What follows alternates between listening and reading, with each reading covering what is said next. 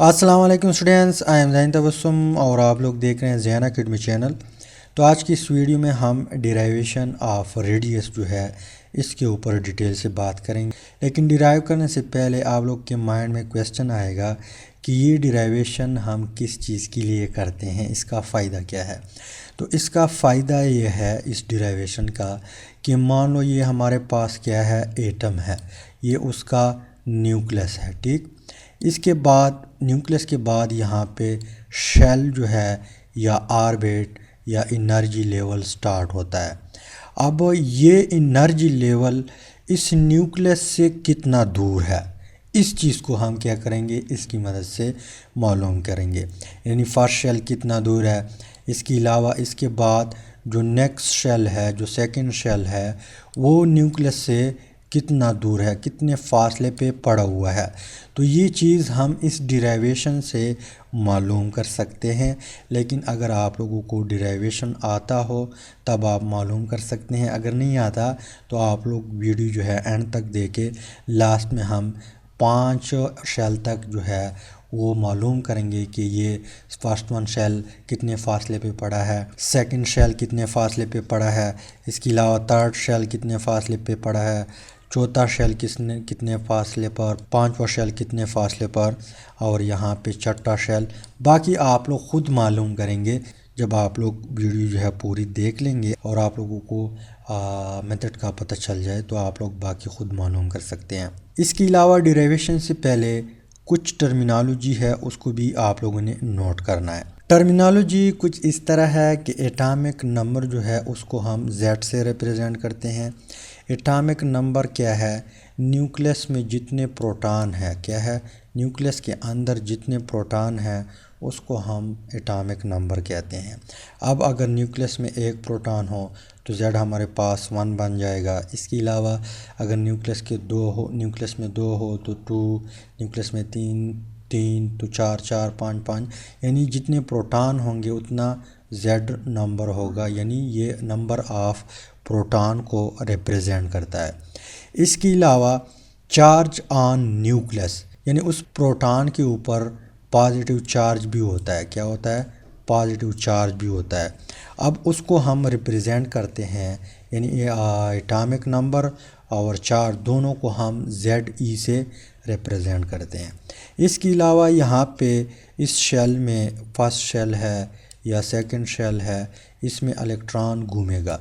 अब इस इलेक्ट्रॉन के ऊपर भी चार्ज है, हमें मालूम है नेगेटिव चार्ज है, तो ये हम रिप्रेजेंट करते हैं E से। इसके अलावा ये इलेक्ट्रॉन न्यूक्लियस से थोड़े फासले पे होगा और यहाँ पे ये सर्कल में घूमेगा, तो यहाँ पे रेडियस भी होगा, उस रेडियस को हम R से रिप्रेजेंट करते हैं। इसके अलावा यहाँ पे जो इलेक्ट्रॉन घूमता है इसकी वेलोसिटी भी होगी, क्या होगी, यानी इस सर्कल में या जो ऑर्बिट में ये इस तरह घूमता है अराउंड न्यूक्लियस, तो इसका वेलोसिटी भी होगा। इसके अलावा इस इलेक्ट्रॉन का मास भी होगा, तो उस मास को हम रिप्रेजेंट करते हैं m से।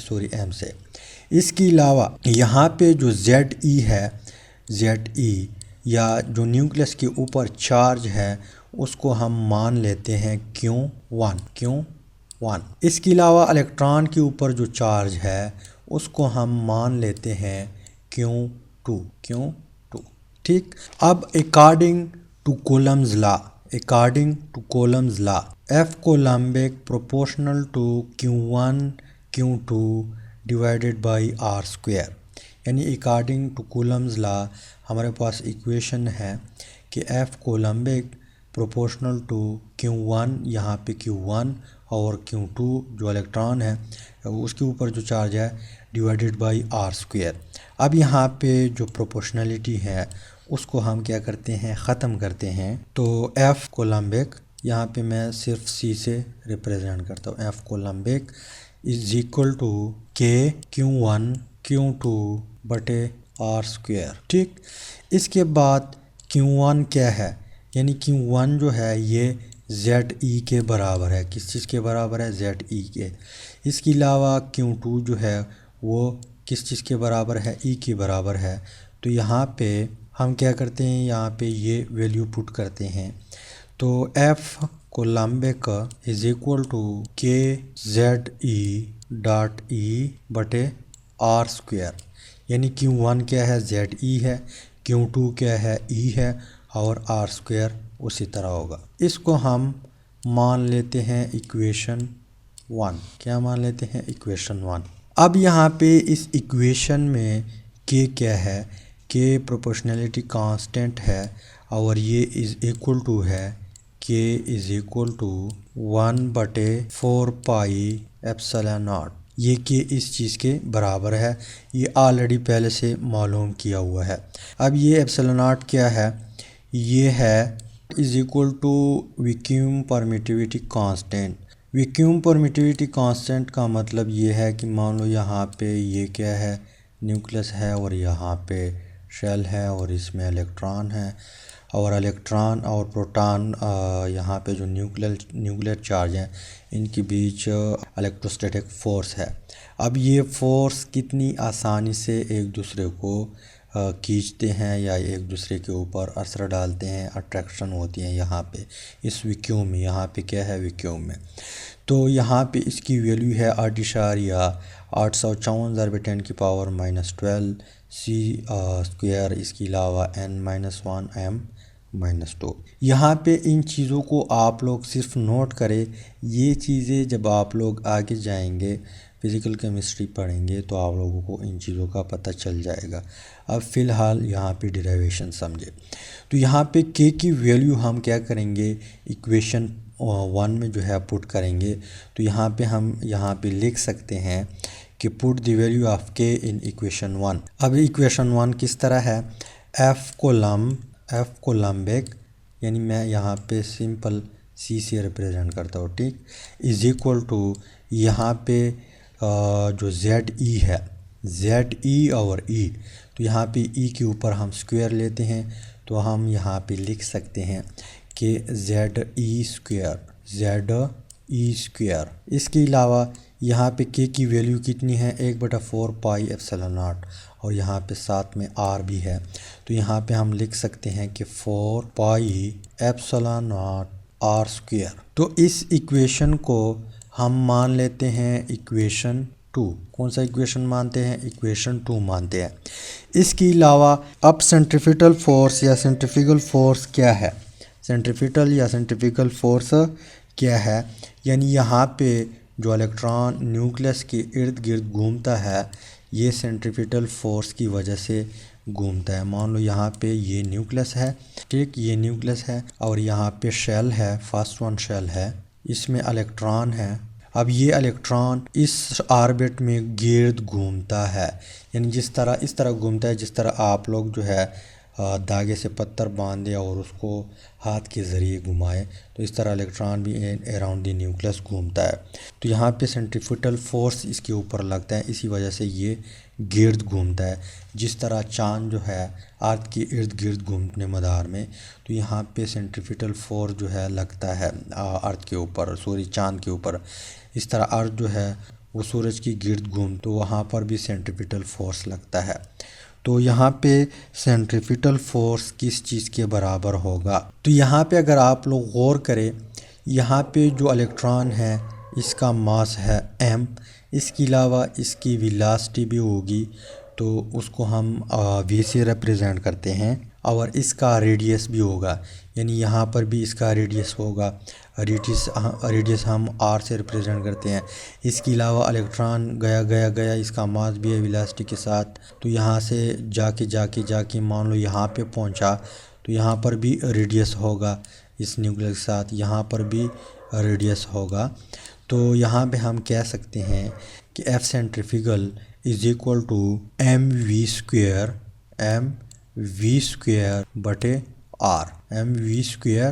बटे r। अब यहाँ पे ये सेंट्रीफ्यूगल फोर्स कौन प्रोवाइड करता है, यहाँ पे जो सेंट्रीफ्यूगल फोर्स है वो कौन प्रोवाइड करता है, यहाँ पे जो कोलम्बिक फोर्स है उसकी वजह से इलेक्ट्रॉन इर्द गिर्द न्यूक्लियस के इर्द गिर्द घूमता है। कहने का मतलब ये है कि सेंट्रीफ्यूगल फोर्स यहाँ पे प्रोवाइड करता है कोलम्बिक फोर्स। जिस तरह अर्थ जो है, मान लो ये क्या है, सन है और ये अर्थ है, तो अर्थ इर्द गिर्द अराउंड द سان گھوم ہے، لیکن یہاں پہ گریویٹیشنل فورس جو ہے اس کی وجہ سے سینٹریفیگل فورس پروڈیوس ہوتی ہیں۔ تو یہاں پہ کون مہیا کرتی ہیں سینٹریفیگل فورس؟ Gravitational force. اس کے علاوہ آپ پتھر باندھے دھاگے سے تو وہاں پہ ٹینشن جو ہے اس کی وجہ سے سینٹریفیگل فورس پروڈیوس ہوتی ہیں۔ تو یہاں پہ سینٹریفیگل فورس کولمبک فورس پرووائڈ کرتی ہیں۔ تو ہم یہاں پہ کہہ سکتے ہیں کہ F centrifugal is equal to F کولمبک، یعنی یہ centrifugal force is equal to ہے ایف کولمبک فورس کے۔ تو یہاں پہ سینٹریفیگل فورس کس چیز کے برابر ہے؟ یہ برابر ہے ایم وی اسکوئر بٹے آر، اور یہاں پہ ایف کولمبک کس چیز کے برابر ہے؟ ایف کولمبک برابر ہے زیڈ ای اسکوئر بٹے 4 پائی ایپسلن ناٹ آر اسکوئر۔ اب اس ایکویشن کو ہم ایکویشن 3 مانتے ہیں، اس ایکویشن کو ہم ایکویشن 3 مان لیتے ہیں۔ اب اگر آپ لوگوں کو یاد ہو، جب ہم بور ماڈل کا 5th ون پاسٹولیٹ ڈسکس کر رہے تھے جس میں ہم نے اینگولر مومنٹم ڈسکس کیا تھا، تو وہاں پہ ہمارے پاس ایک ایکویشن آیا تھا۔ تو ہم یہاں پہ کہہ سکتے ہیں کہ according to the 5th postulate of bore atomic model M we are is equal to the N H بٹے 2 پائی۔ اب اس ایکویشن کے اوپر ہم کیا لیتے ہیں؟ اسکوئر لیتے ہیں۔ تو taking square on both side, تو M square we square r square is equal to N square H square. اس کے علاوہ 2 پہ جب اسکوئر لیں گے تو ہمارے پاس 4 آئے گا پائی اسکوئر۔ اب اس ایکویشن کو ہم مانتے ہیں ایکویشن 4 رائٹ۔ اس کے بعد یہاں پہ ہم کیا کریں گے؟ ایکویشن 4 جو ہے اس کو ڈیوائڈ کریں گے ایکویشن 3 پہ، یعنی ایکویشن 4 ہم ڈیوائڈ کریں گے ایکویشن 3 پہ۔ تو یہاں پہ ہم کس طرح ڈیوائڈ کریں گے؟ ایم وی اسکوئر آر اسکوئر بٹا is equal to N square H square divided by 4 pi square. Equation 3 کس طرح تھا اس کو ہم نیچے لکھیں گے۔ تو ایکویشن کچھ اس طرح تھا کہ یہاں پہ میں لکھتا ہوں ایم وی اسکوئر بٹے are is equal to the Z E square 4 pi ایپسلن not are square. اب یہاں پہ یہ وی اسکوئر اس وی اسکوئر کے ساتھ کینسل، ایم جو ہے ایک ایم کے ساتھ کینسل، اس کے علاوہ آر جو ہے آر اس آر کے ساتھ کینسل، 4 جو ہے اس 4 کے ساتھ کینسل، پائی جو ہے ایک پائی کے ساتھ کینسل۔ تو ہمارے پاس رہ جائے گا ایم، یہاں پہ ایم بچا ہوا ہے، ایک ایم اس کے ساتھ کینسل، تو M R square is equal to N square H square, اور یہاں پہ ایپسلن ناٹ جو ہے اس کو ہم یہاں پہ لائیں گے، اوپر کریں گے، تو ایپسلن ناٹ، یہاں پہ ایک آر بھی بچا ہوا ہے اس کو بھی ہم اوپر لے کے جائیں گے، تو آر ڈیوائڈیڈ بائی یہاں پہ پائی بچا ہوا ہے، کیا بچا ہوا ہے؟ پائی۔ اس کے علاوہ زیڈ ای اسکوئر جو ہے یہ بھی اس کے ساتھ ہو جائے گا، زیڈ ای اسکوئر۔ اب یہاں پہ یہ آر جو ہے اس ایک آر کے ساتھ کینسل آؤٹ ہو جائے گا، تو ہمارے پاس ایکویشن آ جائے گا M R is equal to N square H square ایپسلن not divided by pi Z E square. ٹھیک، اس کے بعد یہاں پہ جو ایم ہے، ایم یہ ملٹیپلیکیشن میں ہے، اس سائڈ پہ ہم لائیں گے، تو is equal to C side پہ لائیں گے تو یہاں پہ آ جائے گا، یعنی ڈینامینیٹر میں آ جائے گا، تو ہمارے پاس آر آ جائے گا، یعنی ہمارے پاس جو ریڈیس ہے وہ معلوم ہو جائے گا کہ کتنا ہے۔ Radius is equal to N square H square ایپسلن not divided by pi Z E square M. اب اس ایکویشن کو ہم ایکویشن 5 مانتے ہیں۔ کون سا مانتے ہیں؟ ایکویشن 5۔ اب مان لو یہ ایکویشن ہم ہائیڈروجن ایٹم کے اوپر یوز کرتے ہیں، تو یہ ہائیڈروجن کا نیوکلس ہے، کیا ہے؟ نیوکلس ہے۔ نیوکلس کے اندر ایک ہی پروٹان ہے، اس کے علاوہ یہاں پہ یہ اس کا شیل ہے، اس میں ایک الیکٹران ہے۔ یعنی ہائیڈروجن کا ایٹامک نمبر کتنا ہے؟ 1 ہے. Z کتنا ہے؟ Z کتنا ہے؟ 1 کے برابر ہے. تو یہ ایکویشن جو ہے ہائیڈروجن کے لیے بن جائے گا R از ایکول ٹو، یہاں پہ جو n اسکوئر ہے اس کو ہم باہر لے کے آتے ہیں. کیا کرتے ہیں؟ n اسکوئر باہر لے کے آتے ہیں اور یہاں پہ اس کو ہم بریکٹ میں بند کرتے ہیں. تو h square ایپسلن not is equal two divided by pi, اور یہ Z1 کے برابر ہے، ہم 1 چھوڑتے ہیں تو E اسکوئر m، رائٹ. اس کے بعد ہم کیا کریں گے؟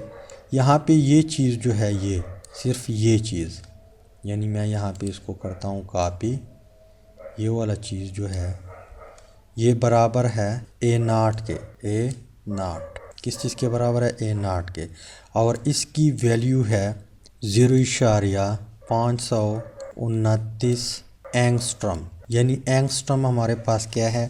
ایک یونٹ ہے، پیمائش کے لیے ہم یوز کرتے ہیں. جس طرح کلومیٹر، پھر میٹر، پھر سینٹی میٹر، ملی میٹر، نانو میٹر، اس طرح اینگسٹرم بھی دو چیزوں کے درمیان جو فاصلہ ہے اس کو میجر کرتے ہیں.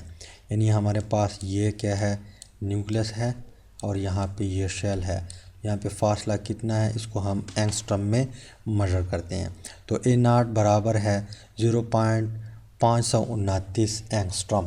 اب 1 اینگسٹرم کتنے سینٹی میٹر کے برابر ہے؟ یہ 0.529 اینگسٹرم ہے. اگر ہمارے پاس 1 اینگسٹرم ہو، 1 اینگسٹرم ہو تو یہ برابر ہے 1 ضرب 10 کی پاور -8 سینٹی میٹر. اب 1 ضرب 10 کی پاور -8 کتنی ویلیو ہے؟ یہ ہے 0. یہاں پہ 1 0، 2 0، 3 0، 4 0، 5 0، 6 0، 7 0، 8 0 اور یہاں پہ 1. یعنی 1 اینگسٹرم اتنی ویلیو، اتنی سینٹی میٹر کے برابر ہے، جو کہ بہت سمال فاصلہ ہے، بہت چھوٹا فاصلہ ہے نیوکلیس اور فاسٹ شیل کے درمیان. تو یہاں پہ ہم اس ایکویشن کو اس طرح بھی لکھ سکتے ہیں یہاں پہ کہ R is equal to n square multiply by A0.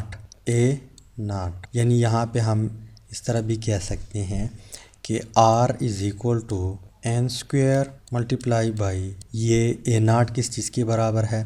یہ برابر ہے 0.529 اینگسٹرم. ٹھیک. اب یہاں پہ n کیا ہے؟ n نمبر آف شیل ہے. اگر وہ فرسٹ شیل ہو تو مان لو یہاں پہ یہ نیوکلس ہے، کیا ہے؟ نیوکلس ہے. یہاں پہ فرسٹ شیل ہے تو فرسٹ شیل یہاں پہ 1 ہم پٹ کریں گے، اس کے اوپر اسکوئر لیں گے. 2 شیل ہو تو 2 لیں گے، 3 شیل ہو تو 3 لیں گے، اور اس کے ساتھ ضرب دیں گے تو ہمارے پاس ریڈیس اینگسٹرم میں معلوم ہو جائے گا. اب ہم فرسٹ شیل کے لیے نکالتے ہیں. یہاں پہ آ کے اسپیس نہیں ہے نیچے، تو ہم یہاں پہ آتے ہیں first shell, second shell, third shell, fourth shell, fifth shell, six shell کے لیے نکالتے ہیں. تو ریڈیس آف فرسٹ آربٹ جو ہے اس کو ہم اس طرح معلوم کرتے ہیں کہ یہاں پہ R ہے، یعنی R1 سے مراد کے ریڈیس آربٹ 1 یا ریڈیس 1 یا energy level 1 is equal to n square تھا. اب فرسٹ شیل کے لیے یہاں پہ مان لو یہ نیوکلس ہے اور یہ فرسٹ شیل ہے یا فرسٹ آربٹ ہے، تو اس کے لیے n ویلیو جو ہے 1 ہوتی ہے. n ویلیو کتنی ہوتی ہے؟ n is equal to 1. تو یہاں پہ ہم 1 کے اوپر کیا لیں گے؟ اسکوئر لیں گے اور اس کو ملٹیپلائی کریں گے A0 سے، مطلب 0.529 اینگسٹرم سے. اب 1 کا جب آپ لوگ اسکوئر لیں گے تو وہی 1 آ جائے گا. کیا آ جائے گا؟ وہی 1 آئے گا. ٹھیک. اور اس کو جب آپ اس کے ساتھ ملٹیپلائی کریں گے، یا ایک سٹیپ میں کرتا ہوں، یہاں پہ اس کو ہم 0.529 سے ملٹیپلائی کرتے ہیں. اب اس ویلیو کو جب آپ لوگ 1 سے ضرب دیں گے تو یہی ویلیو آ جائے گی. تو اٹ مینس کہ ہمارے پاس جو فرسٹ ریڈیس ہے وہ نیوکلس سے کتنا دور ہے، یا جو فرسٹ شیل ہے وہ نیوکلس سے کتنا دور ہے؟ 529 اینگسٹرم. 529 اینگسٹرم، اور ایک اینگسٹرم جو ہے 0.00000001 کے برابر ہے۔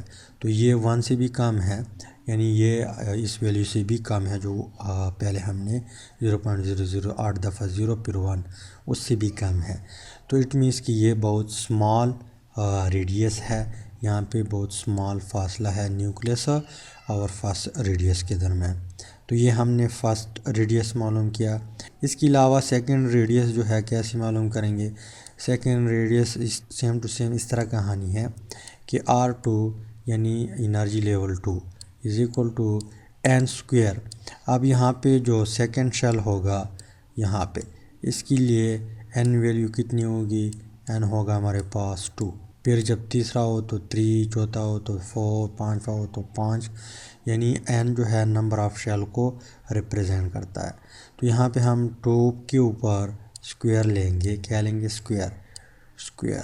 اس کے علاوہ اس کو ملٹیپلائی کریں گے یہاں پہ 0.529 سے اینگسٹرمز، ٹھیک۔ اس کے علاوہ یہاں پہ جب 2 کا آپ لوگ اسکوئر لیں گے تو آپ لوگ کے پاس ویلیو آئے گی 4، یعنی 4 کو ہم ملٹیپلائی کریں گے اس ویلیو سے، رائٹ۔ اس کے بعد جب آپ لوگ اس ویلیو کو 4 سے ضرب دیں گے تو آپ لوگ کے پاس فائنل آنسر کتنا آئے گا؟ 2.116 اینگسٹرم، یعنی جو سیکنڈ شیل ہے وہ نیوکلیس سے کتنا دور ہے؟ 2.116 اینگسٹرم۔ اس کے علاوہ تھرڈ شیل کتنا دور ہوگا؟ تو یہاں پہ R3 is equal to third one shall کے لیے n کی ویلیو 3 ہوگی، تو 3 کے اوپر ہم اسکوئر لیں گے اور ملٹیپلائی بائی 0.529 اینگسٹرم، ٹھیک۔ اب 3 کا جب آپ لوگ اسکوئر لیں گے تو آپ لوگ کے پاس آنسر آئے گا 9، 3 3 9، یعنی 3 ملٹیپلائی بائی 3۔ اس کے علاوہ 9 کو ہم ضرب دیں گے اس ویلیو سے 0.529 اینگسٹرم، تو ہمارے پاس فائنل آنسر کتنا آئے گا؟ 4.761 اینگسٹرم۔ تو تھرڈ ون شیل کتنا دور ہے نیوکلیس سے؟ 4.761 اینگسٹرم۔ اس طرح اگر 5 کا معلوم کرنا چاہتے ہیں، 4 کا، تو 4 کا آپ لوگ اسکوئر لیں گے، اس کے ساتھ یہاں پہ اس ویلیو کو ضرب دیں گے۔ اس کے علاوہ 5th ون کا معلوم کرنا چاہتے ہیں تو یہاں پہ 5 کا اسکوئر لیں گے، 5 5 25۔ اس کے علاوہ 6 کا لیں گے تو 6 6 36 کو پھر اس ویلیو کے ساتھ ضرب دیں گے، تو اس طرح آپ لوگ کے پاس ہر شیل کا ریڈیس نکل آ جائے گا کہ وہ کتنا دور ہے نیوکلیس سے۔ تو امید کرتا ہوں ویڈیو کی سمجھ آئی ہوگی۔ اگر سمجھ آئی ہے ویڈیو کو لائک کرے، شیئر کرے، چینل کو سبسکرائب کرے۔ Finally thanks for watching.